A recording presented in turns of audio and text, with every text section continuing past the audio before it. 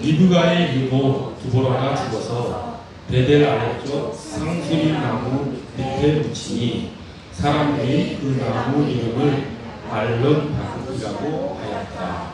아멘. 오늘 본문 말씀에서 야곱이 자기 어머니 리브가를 돌봤던 유모, 할머니 뻘 되겠죠. 친할머니는 아니고 야곱의 어머니 리브가를 어렸을 때부터 돌봤던 유모가 죽음을 맞이하자 그 리브가의 유모의 장례식을 치렀는데 수목장을 했어요. 상수리 나무 아래에 묻었죠. 그리고 아주 애통해하며 그 유모의 죽음을 길었습니다. 아주 슬퍼했죠. 본문에 어디 슬퍼했다는 말이 나왔느냐 이런 의문을 가질 수 있는데 사람들이 그 나무 이름을 알론 바굿이라 하였다라고 하는 말에서 참 야곱이 정말 슬퍼했구나. 그 리브가 유모 두보라라고 하는 이 여인의 죽음을 정말 애통해하며 통곡했구나라고 하는 것을 알 수가 있습니다. 그 나무 이름을 알론 바굿이라고 했는데 알론이라고 하는 것은 상수리 남다고 하는 뜻이고 바굿은 슬피 울다라는 뜻입니다. 그러니까 이것을 우리말로 바꾸면 통곡의 상수리 나무라고 이름을 짓고 지금 야곱이 자기 어머니 리브가를 돌봤던 그 드보라의 죽음을 슬퍼하고 있습니다. 그런데 성경을 우리가 창세기를 아무리 읽어봐도 리브가의 죽음에 대해서는 성경은 침묵하고 있습니다. 정작 야곱에게 더 가깝고 더 핏줄이 연결된 자기 어머니 리브가의 죽음에 대해서는 통곡했다. 혹은 또 리브가가 어디에 장례되었다. 이렇게 서술되어 있는 건 없죠. 뒤에 가면은 이제 리브가가 그 아버지 이삭과 그리고 할아버지 아브라함과 할머니 사라와 함께 매장되었다라는 말이 나오기는 해요. 그런데 언제 죽었는지 리브가가 그런 것은 나와 있지 않습니다. 그러니까 성경은 리브가의 죽음에 대해서는 구체적으로 서술하지 않고 갑자기 성경에 그다지 등장도 하지 않았던 리브가의 어머니 리브가의 유모의 죽음에 대해서 이렇게 이름까지 그 유모의 이름까지 이렇게 적어가면서 서술을 했다라고 하는 것은 그 안에 하나님의 뜻이 들어있다라는 것을 우리가 짐작할 수 있죠. 이 두보라, 리브가의 유모 두보라는 성경에서 두 군데 나옵니다. 한 번은 창세기 25장에 나오고요. 그리고 우리가 오늘 지금 살펴본 35장의 죽음에 대해서 나옵니다. 25장에 두보라가 등장하게 되는 것은 어떻게 등장하냐면 이제 이삭이 40세가 됐는데도 불구하고 결혼을 못했어요. 결혼을 못하고 있었는데 아버지 아브라함이 이삭을 결혼을 시켜야 되는데 그 에서가 죄송합니다. 제가 맞죠? 섞였군요. 죄송해요. 이삭을 결혼을 시켜야 되는데 그 가나안 땅에 있는 여인들 많은 혼인을 시키고 싶어 하지 않는 거예요. 그 가나안 땅에 그 사람들은 우상을 숭배하고 영적으로 좀 그렇기 때문에 가나안 땅의 여인이 아니라 자기가 떠나왔던 아브라함이 어디서 떠나왔죠? 우르에서 하란으로 왔다가 하란에서 가나안으로 들어오죠. 그래서 그 하란 땅에 가면은 아브라함의 친척들이 있는데 거기 가서 이삭의 아내를 이렇게 약혼을 해서 데려오라고 자기의 가장 충직한 하인 엘리에셀에게 이제 가서 이삭의 아내를 이제 잘 선택해서 잘 이야기해서 데리고 와라 라고 해서 가게 되죠. 엘리에셀이. 그래서 엘리에셀이 낙타 10마리에다가 선물도 가득 싣고 해서 그 먼 길, 한 600km 정도 돼요. 여기서 부산까지가 500km 정도 되는데 더 먼 거리죠. 거기를 엘리에셀이 아브라함의 말을 듣고 이제 이삭의 아내를 찾기 위해서 여정이 나서죠. 그리고 하란 땅에 도착해서 우물가에서 이제 먼 여행에 지친 낙타들에게 물도 주고 본인도 물도 마시고 함께한 여러 일행들 또 다른 하인들이 있었겠죠. 그들에게도 물을 먹이고 이렇게 하려고 하는 그 우물가에 도착해서 드디어 하나님께서 엘리에셀이 아주 깊이 하나님께 기도합니다. 그래서 리브가를 만나게 됩니다. 리브가의 영어 이름은 레베카죠. 레베카. 그래서 서양 사람들은 옛날에는 그 리브가의 이름을 따서 레베카라는 이름을 많이 지었는데 요즘은 레베카라는 이름 별로 안 짓는 것 같아요. 그죠? 요새는 현대적인 이름을 많이 짓는 거예요. 근데 어쨌든 그렇게 해서 리브가를 만나서 그 중간중간 사정은 여러분도 잘 알고 있고 오늘의 설교의 핵심은 거기가 아니기 때문에 여차저차해서 리브가가 그 하란에서 이삭이 있는 지역 네겝 사막 쪽이 그 당시 이제 이삭이 있었는데 거기를 떠나오게 됩니다. 그때 엘리에셀이 그 리브가의 어머니, 그 다음에 리브가의 오빠 라반, 그리고 리브가의 아버지 부두엘에게 사정을 하죠. 급히 가야 됩니다. 더 머무를 시간이 없습니다. 그러니까 이제 어머니는 리브가의 어머니는 그렇게 쉽게 보내고 싶겠어요. 그래서 열흘이라도 더 지내고 석별의 점을 나누게 해주십시오. 이렇게 서로 이렇게 얘기를 하는데 엘리에셀이 간곡히 요청을 하니까 부모들이 그리고 오빠 라반이 그러면 본인의 이야기를 들어봅시다라고 해서 리브가에게 물어봐요. 그랬더니 리브가가 바로 떠나겠습니다 라고 해서 리브가가 가나안 땅으로 또 긴 600여 킬로의 긴 여정을 하면서 이삭을 만나기 위해 가지. 그때 리브가의 성격을 보면 대단히 결단력이 있고 당찬 여인이라는 것을 알 수가 있죠. 그리고 이삭은 어때요? 우리가 이삭에 대한 어떤 느낌을 딱 받으면 되게 온유하고 순종적이고 어떻게 보면 신앙의 천재라고 할 수 있는 그런 하나님의 말씀에 철저하게 순종했던 그런 분으로 생각이 되죠. 그러니까 하나님께서 그렇게 짝지어 주신 것 같아요. 리브가는 적극적이고 활달한 성격. 그러니까 리브가가 하나님의 뜻에 순종하고 적극적으로 나가는 것까지 좋았는데 리브가는 하나님보다 한 발짝 앞서 나가서 장자권을 뜯고 그거는 이제 야곱이 해주고 아버지 축복권도 뺏어버리는 하나님 뜻보다 한 발짝 앞서서 리브가가 야곱을 이렇게 이끌려고 했던 그것 때문에 이제 큰 고생을 하죠. 야곱이 어쨌든 이제 리브가가 그렇게 결단력 있게 얼굴도 모르는 이삭이 어떻게 생겼는지 어떻게 알겠어요 하는 그런 미지의 남자에게로 시집가기 위해서 결혼하기 위해서 결단하고 떠납니다. 바로 그때 드보라가 동행을 해요. 당시 고대 메소포타미아 지역에서는 이렇게 부유한 집안에 딸을 시집 보낼 때는 그 딸을 키워왔던 유모도와 함께 그 시집으로 보내는 그런 관습이 있었다고 해요. 그래서 드보라가 리브가를 따라서 이삭이 사는 집 시집으로 이렇게 같이 동행해서 오게 된 것이지요. 그것이 25장의 내용이고 오늘 본문 말씀 35장의 내용은 모든 것이 다 리브가에 대한 서술은 다 없고 쭉 흘러서 35장까지 흘러서 지금 드보라가 죽었는데 그 드보라의 죽음에 대해서 야곱이 아주 심히 슬퍼했다라는 내용이 툭 나오는 거죠. 그러니까 드보라만 놓고 우리가 성경을 읽으면 25장과 35장 사이의 서술은 성경에서는 아무 얘기도 안 하죠.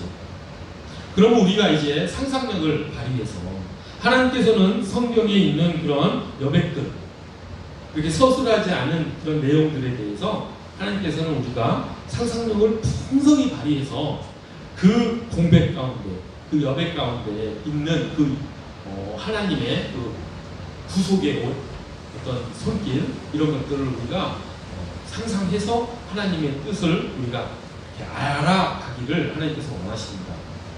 충분히 그럴 수 있죠. 그러면 생각을 해봅시다. 자, 40살에 이삭이 리브가와 결혼을 해요. 근데 그 당시 리브가의 나이가 얼마였는지는 성경에 기록되어 있지 않죠. 이삭의 나이가 40살인 건 딱 기록되어 있어요. 근데 당시 고대 그 당시 그 지역 결혼 풍습을 보면 남자는 그 결혼하는 나이가 좀 왔다 갔다 하는데 여자는 좀 일찍 결혼하는 풍습이 있었어요. 좁은 풍습이 있어서 12살에서 13살도 결혼을 했어요. 근데 리브가가 그때 12살, 13살이었는지 아니면 20대였는지 그건 잘 몰라요. 하지만 이삭보다는 훨씬 어린 나이에 결혼을 하고 남모르는 땅에서 살게 되었다라고 하는 것은 확실하죠. 그리고 이삭이 에서와 야곱 쌍둥이를 낳는데 그것이 20년 후에 나와요. 그러니까 결혼하고 나서 20년 동안 이삭과 리브가는 아이가 없었던 것이죠. 우리가 잘 알다시피 고대에 가정에 아이가 없다라고 하는 큰 불행이었죠. 그래서 20년 동안 리브가와 이삭은 하나님께 간절히 기도합니다. 그래서 태어난 아이가 에서와 야곱이죠. 그러면 그 20년 동안 드보라가 리브가와 함께 있었다는 거 우리가 충분히 짐작할 수 있죠. 그리고 그때 드보라가 무엇을 했을까요? 어머니 노릇을 한 거죠. 리브가가 정말 낯설고 아무도 모르는 그런 지역으로 와서 문화도 다르고 종교도 다르고 모든 것이 다른 그런 곳에 와서 얼마나 힘들었을까요? 그때 리브가를 붙들어주고 안정시켜주고 했던 사람이 드보라였던 것입니다. 그리고 20년 후에 에서와 야곱이 태어나고 또 그 드보라는 그 에서와 야곱을 또 얼마나 또 양육을 잘했겠어요. 그러니까 야곱이 드보라가 죽었을 때 울었겠지요. 그렇게 슬피 운 이유가 다른 데 있지 않고 드보라를 야곱이 사랑했기 때문에 울지 않았을까요? 그렇다고 한다면 드보라가 야곱이 어렸을 때부터 야곱에게 큰 사랑, 할머니의 사랑 같은 사랑을 베풀면서 양육해왔다라고 하는 것을 우리가 충분히 짐작할 수가 있습니다. 성경에 그런 구체적인 내용들이 나와 있지 않지만 하나님께서는 우리가 상상력을 통해서 그렇게 추측할 수 있도록 허락하셨다고 저는 믿습니다. 그렇게 하나님의 뜻을 하나하나 알아가는 것이 성경이 우리에게 말을 거는 것이죠. 우리가 그렇게 성경과 대화하면서 하나님의 뜻을 하나하나 알아가는 것이 성경 읽기에 또 다른 하나의 재미입니다. 성경을 그렇게 재미있게 읽어나가는 우리가 되었으면 좋겠습니다. 그렇게 해서 야곱이 이제 성장해 갈 때 드보라가 양육을 사랑으로 양육을 했다는 걸 알 수가 있죠. 그리고 그 뒤에 또 우리가 너무나 잘 알다시피 팥죽에 야곱이 예서의 장자권을 사고 또 리브가와 야곱이 합작을 해서 예서가 사냥 나간 사이에 맛있는 요리를 해서 이삭에게 올리고 그래서 축복을 아버지 축복을 받아내는 그런 사건을 다 알고 있습니다. 그리고 야곱이 예서의 그 위협을 받아서 예서가 너무너무 화가 나서 이제 야곱은 내가 아버지가 돌아가시기만 하면 내가 야곱을 그만두지 않겠다. 야곱을 죽이겠다라고 하는 것을 리브가가 듣고 그리고 리브가가 야곱아 너가 여기 있어서는 안 되겠다. 너 우리 삼촌이 라반이 있는 그 하란 땅으로 가서 너 아내를 거기 가서 맞아라. 그리고 예서가 너를 죽이려고 하는 것을 좀 피해서 거기에 있어라. 내가 예서의 분노가 가라앉고 상황이 좋아지면 연락을 하겠다라고 이런 거는 성경에 나와 있죠. 그렇게 해서 야곱을 하란 땅으로 보냅니다. 그래서 우리가 잘 알다시피 야곱이 혀를 단신 홀로 그 먼 거리를 또 하란을 향해 가죠. 그리고 베델에서 오늘 본문에 나온 그 베델에서 사닥다리 천사들이 왔다 갔다 하는 그런 환상도 보고 그랬던 경험이 나죠. 근데 야곱을 하나님께서 그 하란 땅에서 20년 동안 머물게 하시죠. 많은 고생을 하나님께서는 시키십니다. 그 야곱이 야망이 큰 사람이었죠. 리브가도 거기에 동조해서 하나님이 하시기를 기다리면 되는데 야곱도 그렇고 리브가도 그렇고 자기들이 그러니까 리브가는 이유가 있어요. 핑계가 있어요. 하나님께서 말씀하셨거든. 야곱이 에서보다 큰 자가 될 것이고 형이 아우를 섬길 것이다 라고 하는 하나님의 말씀을 들었기 때문에 자기는 야곱에게 그 축복을 아버지 축복을 받게 하고 뭐 이런 것들 적극적으로 야곱을 이제 막 키워나가려고 하는 그런 마음이 이해는 되죠. 이게 하나님의 뜻이니까. 하지만 하나님의 방법대로 리브가와 야곱은 행하지 않았다라고 하는 것이 이 두 사람의 큰 잘못이었습니다. 하나님께서는 그 야곱의 뜻을 꺾으실까요? 안 꺾으실까요? 꺾으시죠. 그게 꺾이지 않으면 야곱은 하나님의 자녀가 되지 못합니다. 그래서 그 의지가 꺾여나가는 시간이 외삼촌 라반의 밑에서 20여 년 동안 가진 고생을 하면서 지냈던 그런 시절이었겠지요. 거기에서 야곱은 레아 그리고 라헬 또 비라 해서 4명의 그 아내를 얻고 또 자녀를 또 얻고 해서 많은 또 재산을 하나님께서 복을 주셔서 얻어서 드디어 돌아오죠. 다시 가나안 땅으로 자기 고향으로 돌아오는데 그때 드보라도 함께 했던 것입니다. 그때 그러면 이제 우리가 드보라는 리브가와 함께 가나안 땅에 있었는데 지금 드보라는 누구랑 함께 있어요? 야곱이랑 함께 있죠. 야곱이랑 함께 있다가 죽었잖아요. 그러니까 여기서도 우리가 상상력을 발휘해야 돼요. 리브가가 야곱을 그 먼 지역 자기 오빠가 있는 그 지역으로 보냈을 때 리브가의 생각은 어땠을까요? 조금 상황이 진정이 되면 다시 자기 아들 야곱을 볼 수 있을 것이라고 생각을 했는데 그만 20여 년의 세월이 훅 지나가 버리잖아요. 그래서 아마 그 야곱의 소식도 듣고 또 자기 소식도 알리고 하기 위해서 드보라를 야곱에게 보냈겠죠. 그런데 그 사이에 아마 야곱이 20년간 그 라반 삼촌 밑에서 가진 고생을 하고 있을 때 리브가가 죽었던 것으로 추측이 됩니다. 그러니까 드보라가 그 야곱의 가족과 함께 하게 된 것이라고 생각이 들어요.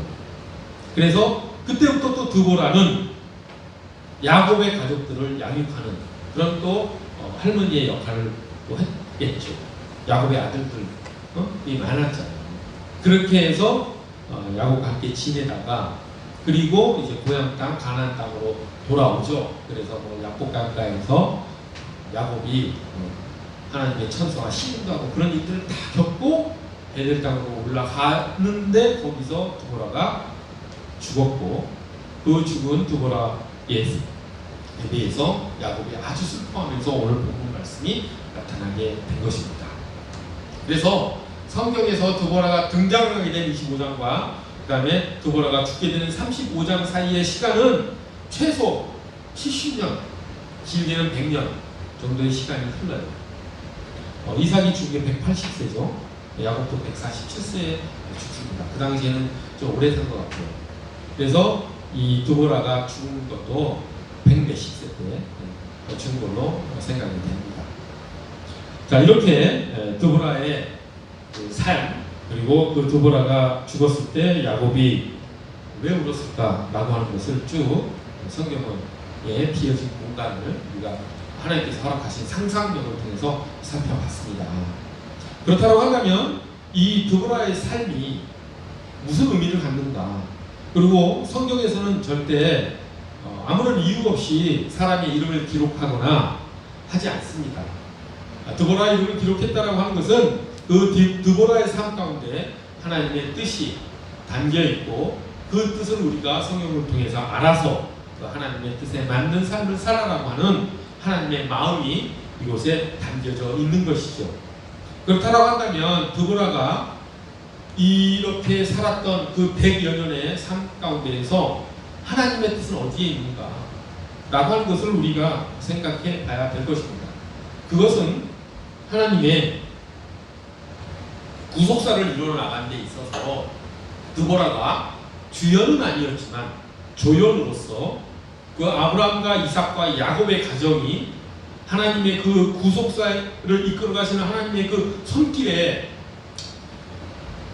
예수 그리스도가 오시기까지 그 이끌어가는 그 하나님의 구속사의 그 커다란 줄기 가운데 그 구속사를 보충해 넣는 조연으로서 드보라가 역할을 했다라고 하는 것, 우리가 그것을 알 수가 있습니다. 아마 리브가가 적극적인 성격이고 결단력 있는 성격이었기 때문에 섬세하고 살림을 아주 알뜰하게 하는 그런 부분은 혹시 부족하지 않았을까 하는 생각을 해봅니다. 그런 부분들을 드보라가 채워줬던 것이죠. 아브라함이 하란 땅에 가서 자기 며느리를 데려오지 못하고 이삭이 하란 땅에 가서 자기 아내를 데려오지 못하니까 엘리에셀이라고 하는 그런 또 조연을 하나님께서 보내셔서 엘리에셀의 그 지혜로운 행동을 통해서 리브가를 이삭과 결혼시키는 그런 하나님의 구원사의 뜻이 있듯이 구원의 역사의 흐름에 하나님의 뜻이 개입되었듯이 드보라도 그런 하나님의 역사를 이끄시는 그 흐름 가운데 조연의 역할을 했다고 하는 것, 그리고 드보라와 같은 또 엘리에셀과 같은 그런 조연들이 없었다면 하나님의 그 위대한 인류 구원의 역사는 이루어지지 않았을 것이라고 하는 것, 우리가 충분히 생각해 볼 수가 있습니다. 그래서 우리가 여기서 드보라와 같은 조연의 삶, 주목받지 못하지만 그렇게 조연의 삶도 하나님의 뜻을 펼치는 데, 하나님의 뜻을 이루는 데 아주 소중하게 쓰이고 있다는 것을 알 수가 있습니다. 그렇다면 한다면 우리 이렇게 생각을 해봅시다. 제가 질문 하나 드리겠습니다. 자, 제가 주연과 조연에 대해서 얘기했습니다. 자, 그러면 우리의 삶은 주연이 돼야 될까요? 조연이 돼야 될까요? 좀 어리석은 질문인데 한번 질문해봤습니다. 그런데 이런 질문을 받았을 때 누구나 다 자기는 주연이 되고 싶어 하실 것입니다. 조연이 되고 싶은 사람은 아무도 없지요. 인간의 본성이 그렇습니다. 하지만 하나님께서는 조연의 삶도 소중하게 보신다는 걸 우리가 알고, 그리고 나에게 맡겨진 조연의 삶이 있다면 그 삶을 소중하게 여기고 성실히 그 일에 임합시다. 우리는 세상을 살아가면서 주연의 역할을 해야 될 곳이 있고 조연의 역할을 해야 될 곳이 있습니다. 그런데 주로 모든 사람은 다 조연의 역할을 합니다. 궁극적으로는 인간은 주연의 역할을 해서는 안 됩니다. 조연의 역할에 만족해야 되는 것이 인간의 하나님 은혜 가운데의 삶이죠. 제가 왜 이렇게 좀 듣기에는 실망스러운 섭섭한 조연의 삶에 만족하며 삽시다 라고 하는 이야기를 할 수 있냐 하면 한번 이거를 생각해 보십시다. 여러분, 교회의 주인공이 누구입니까? 우리 한국교회에서 가장 문제가 되는 것은 교회의 주인공이 목사인 줄 압니다. 아니죠? 교회의 주인공이 누굽니까? 예수 그리스도이시죠. 교회는 그의 몸이죠. 교회의 머리는 예수 그리스도입니다. 그렇다고 한다면 교회의 주인공은 예수 그리스도이시고, 교회를 구성하는 모든 사람은 목사를 비롯해서 찬양 단장, 또 찬양 대원 등등등 여러 기능 교회에서 역할하는 지체들은 그 주인공인 주연이신 예수 그리스도를 돕는 조연의 역할에 머물러야 한다라고 하는 것이죠. 만약에 목사가 됐든 뭐가 됐든 내가 교회에서 주인공이 되려 한다면 그것은 예수 그리스도를 밀어내는 것인 것이죠. 이 교회의 삶을 우리의 삶 전체에 한번 적용해 봅시다. 더 넓혀 봅시다. 우리의 삶의 주인공이 누가 되어야 되겠습니까? 내가 되어야 되겠습니까? 예수 그리스도가 되어야 되겠죠. 내 삶을 이끌어 가시는 분이 누구인가요?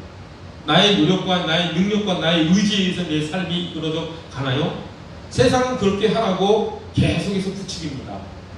그렇게 살아가는 것이 훌륭한 사람이라고 이야기하고, 그렇게 살아가지 못한 사람은 루저라고 비판하고 얕봅니다. 하지만 그리스도인의 삶은 정반대의 삶을 살아야 합니다. 예수 그리스도를 우리의 주인공으로 삼고 그 예수 그리스도께서 우리 삶 가운데 역사하시는 그 삶을 우리가 도와가며 예수 그리스도께서 주연으로 역할을 하시는 그 내 삶의 그 무대에서 나는 조연의 역할로서 예수 그리스도의 말씀에 순종하며 살아야 된다고 하는 것이 우리의 삶에 하나님의 은혜 가운데 우리가 살아가는 하나님의 방법대로 사는 하나님의 뜻에 순종하는 삶일 것이라고 저는 확신을 합니다. 하지만 우리는 아주 자주 우리가 주인공이 되어서 이 세상을 살아가려고 하는 그런 마음들과 행동들로 주님을 실망시키곤 하지요. 하지만 그때마다 우리에게는 회개라고 하는 주님이 주신 또한 선물이 있습니다. 성령님께서 그걸 깨닫게 하시죠. 그러면 성령님의 음성에 귀 기울여 내가 주님보다 앞서려고 했을 때 주님께 바로 돌아서는 회개의 눈물을 흘리고 회개의 시간을 가짐으로써 다시 예수 그리스도를 우리의 삶의 주인공으로 모셔드리는 그런 삶을 우리가 살기를 간절히 소원합니다. 우리 그 사람 교회가 그런 예수 그리스도를 진정 머리로 하는 그런 삶이 그런 교회가 되었으면 좋겠습니다. 우리는 그분을 머리로 하는 지체로서 그분의 몸으로서 기능적 협력체를 이루어서 하나님께서 그 사람 교회를 통해 또 우리의 삶을 통해서 원하시는 그 삶을 우리가 살아갔으면 좋겠습니다. 그런 삶을 사는 그 사람 교회 모두가 되기를 간절히 소원합니다. 기도합시다. 노력하고 자비로우신 하나님 아버지, 하나님께서 저희에게 드보라의 삶을 통해서 우리가 어떻게 살아야 되는지 깨달음을 주셨습니다. 하나님, 드보라는 성경에 있어서 주연의 역할을 하지 않고 조연의 역할에 만족했지만 그 조연의 역할을 통해서 하나님의 뜻을 이룬 위대한 하나님의 사람으로서의 삶을 살았다라고 저희는 믿습니다. 하나님, 그 드보라처럼 우리도 예수 그리스도를 주연으로 하는 조연의 삶에 우리가 만족하며 거기에 성실히 임하여 하나님의 뜻을 이루어 나가는 우리 모두가 되도록 그 사람 교회가 되도록 하나님께서 이끌어 주시옵소서. 성령님의 음성에 민감히 반응하는 우리 되기를 간절히 바라오며 하신 예수 그리스도의 이름 받들어 기도드립니다.